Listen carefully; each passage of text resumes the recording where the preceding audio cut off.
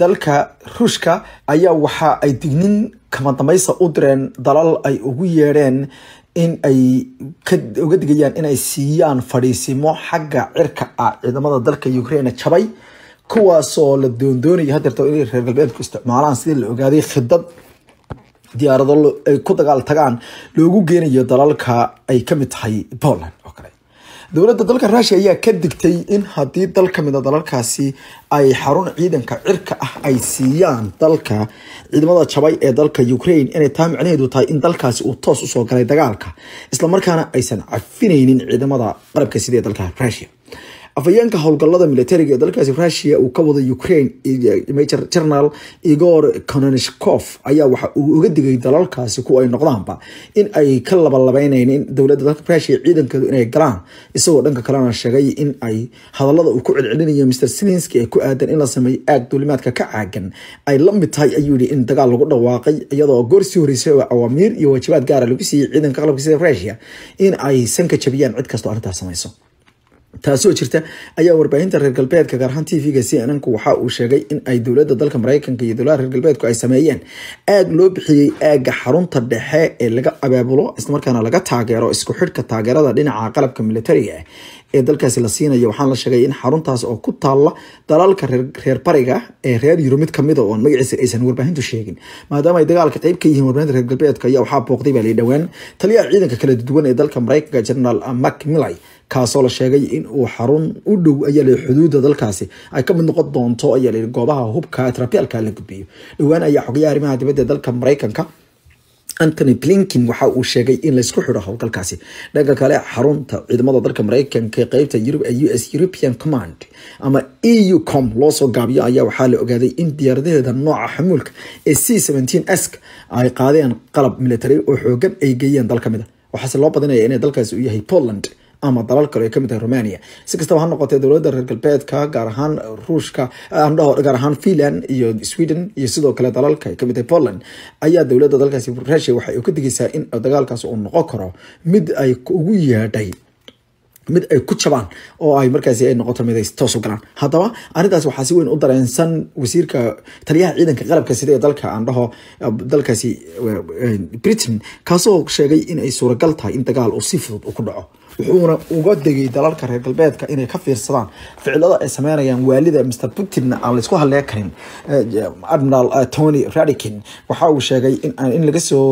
soo horjeedo wuxuu ugu yeedhay ficilo markaasi qeyr caadi ah ama macquul aan ahayn waaqici ahayn taasoo uu sheegay in dalkaasi Russia madaxweynaha haysta uu la mid yahay nin qarska tuura. isagoo la hadlayay BBC News TV-ga la yiraahdo ayuu wuxuu yiri waxa mar walba ka imaan karta ayuu ficil celin xun isaga wuxuuna ula jeedaa markaasi Putin haddii in yar la isdhaqaajiyo saadaradeedna wuxuu ka digay in ficilxintaas xun laga boqo. dhan kale waxa uu sheegay in uu meesha ka saari karin in Putin madaxa ku hayo inuu hubka nuclearka isticmaalo. wuxuu yiri anagu kulli waa diyaarsannahay waxaana aan aamsanahay inaanu kartidanadoo dhan aan hadhow isugu gey karno inaanu hoos u dhigno ama jilbaha dhulka ugu xidhno Putin. laakiinse waxaan mar walba ku talinaya ayuu yiri in ay dalalkaasi ay aad iyo aad u digtoonaadaan. wuxuu yiri gaashaanbuurta NATO marka la isku tartaro waa dalalka hubka nuclearka ugu badan haysta adduunka. si kasta oo noqotaba waxa uu sameesha ka saaray in Putin uu isticmaali karo hubka nuclearka wuxuuna sheegay intaas ay suuragal ay ka tahay agtiisa mar walba oo uu sheegay inuu yahay ninka kan. dhanka kale madaxweynaha dalka Turkiga Rajab Tayyip Erdogan ayaa isaguna la hadlay waqtiga telefoonka kula hadlay madaxweyne Putin wuxuuna weydiiyay in uu wada hadallo ku soo daba xaaladda dalka Ukraine. waxa uu madaxweyne Putin uu sheegay in muhiim tahay in wada hadallo nabadeed iyo waliba waxyaalo madhal ah ay noqon karaan tan kaliya lagu gaaro xabad joojintu waxay noqon kartaa mid kaliya lagu xalliyo dhibaatooyinka dhinaca bini'aadanimada sidoo kalena lagu siiyo ayuu kaansho xal dhinaca siyaasadda ah oo lagu hakiyo dagaalka sii soconaya. waxa uu sheegay madaxweynaha dalkaasi Turkiga Mr. Tayyip Erdogan in dalkiisu mar walba uu wanaag ka rabo inay labada dalba ay ku soo dabaalaan xabadana ay ku bedelaan deganaan dhinaca ayuu yiri nabadgelyada iyo xasiloonida ah ayuu sheegay. hay'adda FBI-da ee dalka Mareykanka ayaa la ogaaday in sarkaal u qaabilsan gobolka Minnesota gaar ahaan magaalada Minneapolis uu su'aal weydiiyay qaar kamid ah muwaadiniinta Soomaali Mareykanka ah ee ku dhaqan magaaladaasi. wargeyska Sahan oo asagu ka soo baxa magaaladaasi ayaa waxa uu sheegay inuu ogaaday in qaar kamid ah dadyow dhowr qof oo ka tirsan bulshada Soomaalida ah su'aal laga weydiiyay arrin qariib ah oo cajiib ah oo markii ugu horeysay lagu sameeyay Soomaalida taasoo wax laga weydiinayo arrimihii dhinaca codaynta ee sanadkii 2020 doorashadii dalka Mareykanka dhacday. Minneapolis koonfurteeda ayaa la sheegay dadkaas inuu ka dhacay iyadoo la sheegay in gaar ahaan xubinta u qaabilsan arrimaha dhinaca dabagalka ee loo yaqaano the special agent Charles Burnham oo qaybsamaha gaarka ee hay'adda FBI-da uu weydiiyay su'aalo ay ka mid yihiin cidda meesha ku codeeyeen cid qofkaad u codeysay goortaad codeysay iyo meesha iyo cidda geysay meesha codeynta ama booska codeynta ama boostejada codeynta dadka iyadoo sidoo kalena la weydiiyay dadka qaarkood cidda ku caawisay in la buuxiyo ama foomka cidda loo buuxiyo iyagoo wata xataa iyadoo turjumaankooda taasoo ka dhignayd ay la arrin la yaab leh waxaa qaar kamid ah dadkaas mid kamid ah magaciisa kusoo gaabiyay Ismaaciil waxa uu sheegay in xataa aysan u sheegin hay'adda FBI-da sababta ay su'aalahan u wajahayaan dadku laakiin su'aalo noocaas oo kale la weydiiyay dhanka kale xogayaha gobolka Stephen Simon ayaa sheegay in xafiiskiisu uusan ka warqabin sababta dadka reer Minnesota ee Soomaalida loo weydiiyay arrimaha ku aadan doorashada waxaana wargeysku uu sheegay in markii uu isku dayay inuu la xiriir la sameeyo hay'adda dalkaasi gaar ahaan ninkii arrinta watay Mr Burnham loo diray lagu wareejiyay afayeenka hay'adda FBI-da Michael Clister kaasoo xafiiskiisuna uusan arrinta diiday inuu beeniyo isla markaana sidoo kale aan rumaynin waa arrin qariib ah in Soomaalida la weydiiyo iyo dadka kaleba qofka ay u codeeyeen laakiin mararka qaarkood way dhacdaa ayaa la dalka Mareykanka la is weydiin karo arrintaasi laakiin arrimaha xasaasiga bay kamid yihiin qofku xataa inta badan qofka xaq looguma laha inuu sheego qofka uu codeeyay iyo cidda uu codeeyay xaq looguma laha arrintaas marka waa arrin la yaab ku noqotay Soomaalida sababta ayaga kaliya loo beegsay loo weydiiyay cidda ay codeeyeen iyo cidda ku caawisay iyo cidda meesha geysay waa arrin la yaab dabcan qiimaha leh wararka wacala dhinaca diblomaasiyadda caalamka dhan gaan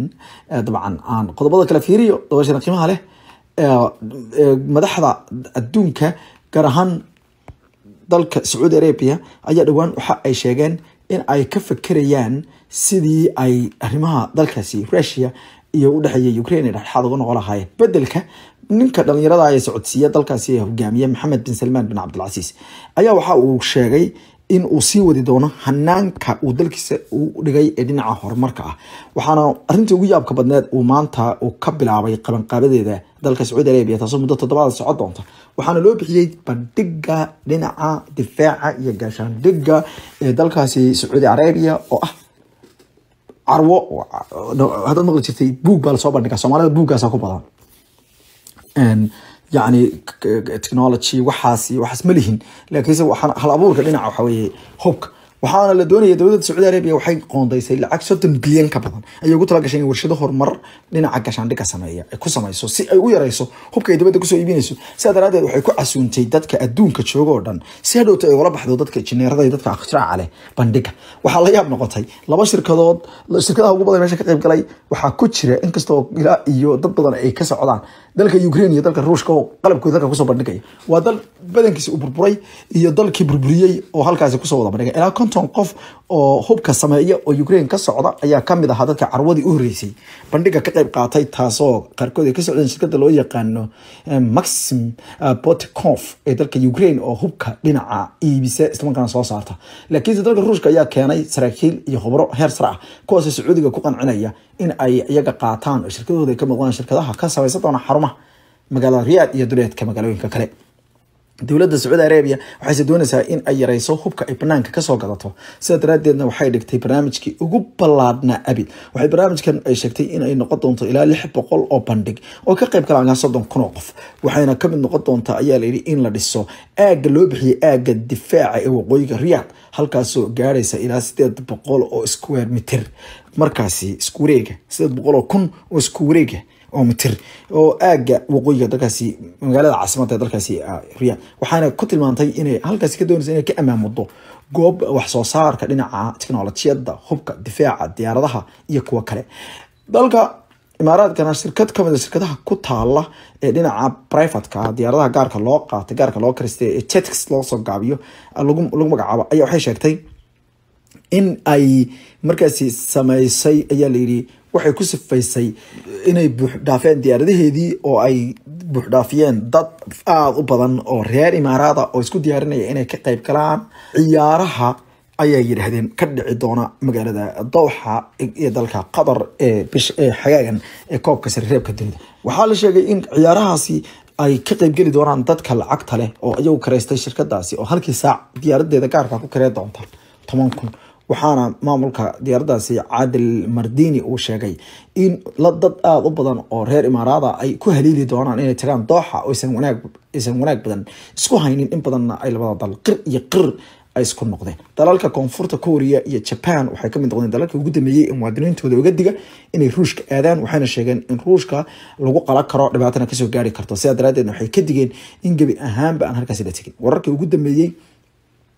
ka imaanay magaalada Kievna waxay sheegayaan ciidamada dalkaasi Russia ay dhaqdhaqaaqyo cusub iyo dagaal aad u culus ay ka bilaabeen, iyadoo la sheegay in ay magaalada banaankeeda kasoo dulqayaan. inkastoo saacadihii iyo maalmihii ugu dambeeyay oo dhan ciidamadu ay hakiyeen howlgaladii ay ka wadeen magaalada caasimadda ah. dowladda dalka Russia ayaa kala dooransiisay Ukraine inay lumiso qarannimadii ama statehoodkii dalka oo dhan uu dibo iyo inay qaadato awaamirta ay rabto oo ay ku jirto ayaa la yidhi kuwa doonaya inay